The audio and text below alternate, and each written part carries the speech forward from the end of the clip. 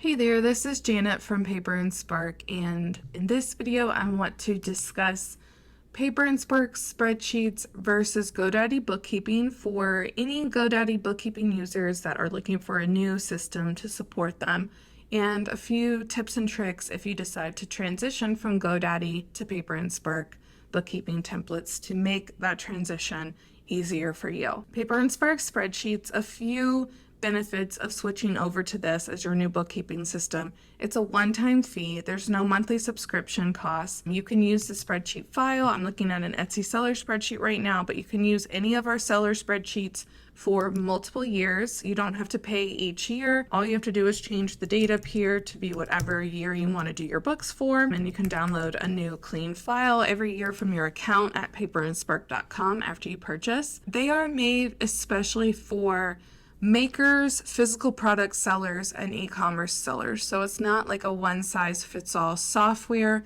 They're made especially for Etsy sellers, eBay sellers, Amazon, Shopify.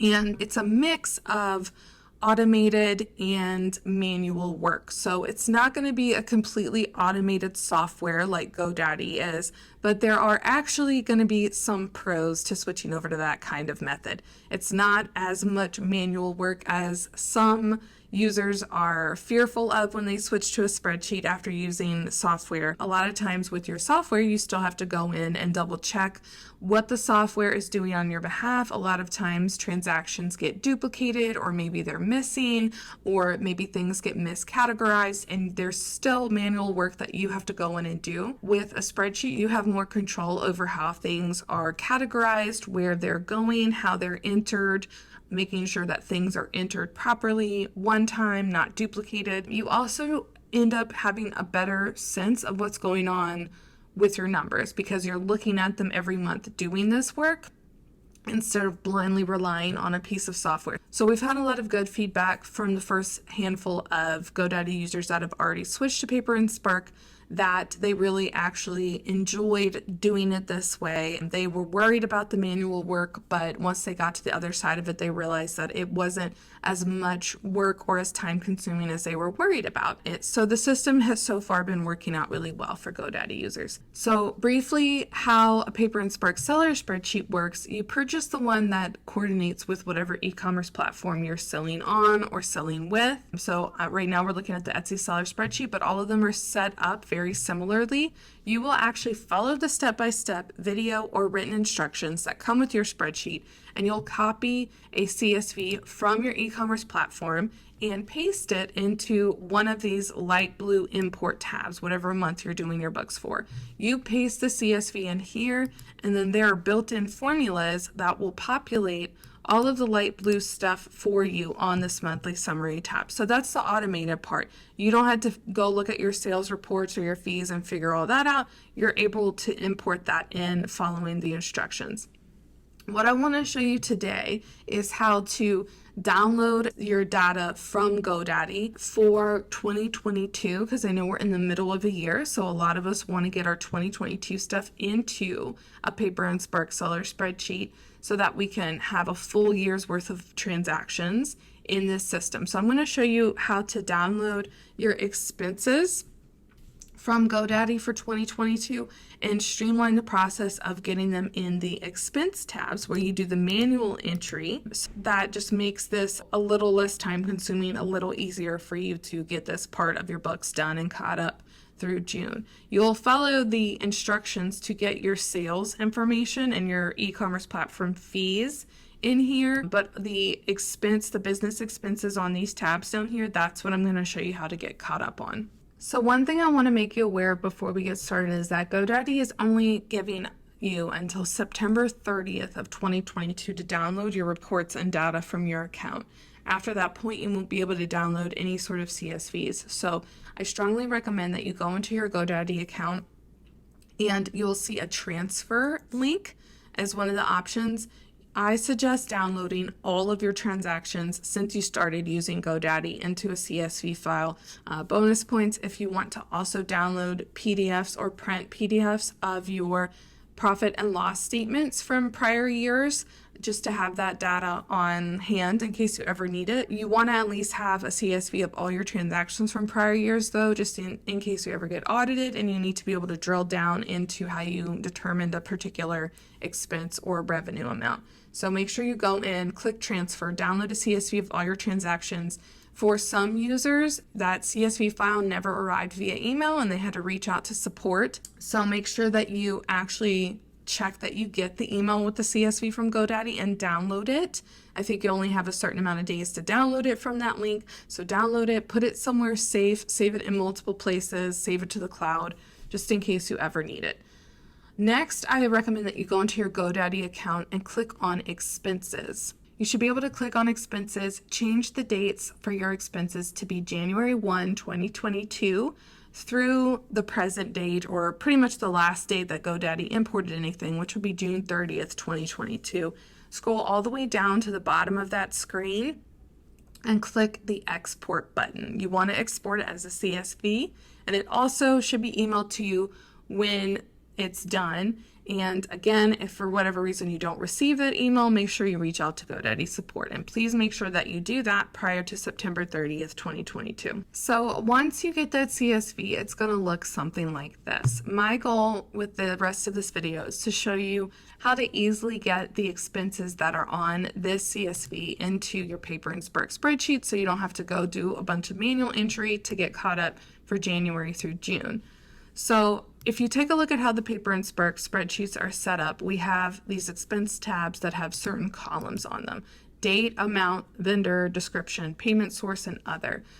My goal is to help you easily copy and paste your expenses into these columns on the appropriate tab. So the first thing we need to do is make sure our column order is the same. So GoDaddy CSV has the amount all the way on the right. I'm going to select that whole column by clicking F above it. The whole thing's highlighted blue. I'm going to go to cut. Then I want it to be next to the date, between the date and the vendor, which in GoDaddy terms is the payee. So I'm going to select column B, and then I'm going to do insert cut cells. That way it doesn't paste over the payee, it inserts that column for me. So now I've got everything in the same order: date, amount, payee, or vendor, and description. That's really all that I care about. Now the next thing I want to do is sort all of these expenses by category. Right now I believe they're in date order or something like that. So I'm going to highlight row 4 by clicking the 4 next to date, and then I'm going to turn on my ability to filter or sort this data. So I'm in Excel, but this will work the same in Google Sheets. If you want to open it in Google Sheets instead, totally fine. You can go to either this funnel icon or go to the data menu and click filter, and it should turn on these little drop down arrows next to your column headers. Basically, I'm going to sort by category right now. And now I can see, if I look at this drop down menu, all the different categories that I have. This is going to look different for you based on where you're selling. Now I'm again using the Etsy seller spreadsheet. When I follow the instructions and do my monthly import process, I'm going to end up entering in all of my Etsy stuff and all of my Etsy related fees. Okay, those will be entered in as part of that process. So I don't need to enter in all of these Etsy fees. Again, that's already going to happen when I follow my instructions. So I'm going to click on category, and then I'm going to filter out the expenses that I'm not worried about entering. So I'm going to turn off all of the Etsy related stuff. I'm going to unclick them because those will already have been entered, and I'm going to leave everything else because those are things that I need to enter myself. Now I'm just seeing the expenses that I want to bring over. You may have categories here that don't match with what you've got on the seller spreadsheet, and that's totally fine. You have a couple of options here. You can always rename a particular tab if you wanted to. You can right click on it and go to rename, but you also have some custom expense rows here right on the monthly summary tab that you can also rename. So if there was a particular category you wanted to keep, you could rename one of these custom rows to be whatever that new expense category should be. So then, assuming I don't change the names to perfectly match, I need to decide where these things are going to go. And if you want, you can even just filter one by one to see what you want to copy and paste. I'm going to actually unselect everything and just do online services first. I'm going to highlight all of these rows just by clicking and dragging, and it's all covered in blue. I can either right click and copy, or I could go to edit, copy. These things to me are online services, so I'm going to treat those as office expenses in my example. Categorize this how you want. ShipStation, maybe you would put under postage even, but really okay to do it either way. So I'm going to go to my office tab, and then I'm going to click the first blank row here for entering data. I'm going to right click and I'm going to do paste. You can also go to edit paste if you prefer that. So I've got my dates lined up in the date column. My amounts are showing up here, my vendor. I don't really need the category since it's on this tab, so I'm going to actually delete that, but you can use that how you want. And now I should see the sum every month of those total expenses traveling over to the appropriate columns of my office expense row on my monthly summary tab. So then I would go back to my GoDaddy CSV, choose a new category to do, and rinse and repeat that process. If I wanted to do something like PayPal fees, which you'll notice doesn't have its own tab on my spreadsheet, I just have a row for it.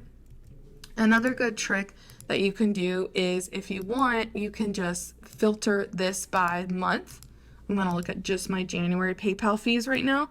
I can highlight I can highlight all of the fees for the month of January, and my spreadsheet software will tell me the sum of it down here. If you don't see that, you may have to click on that. It may be blank, but if you click on it and go to sum, you should be able to see the sum. So I know my PayPal fees were $9.26 for the month of January, so I can just enter $9.26 here.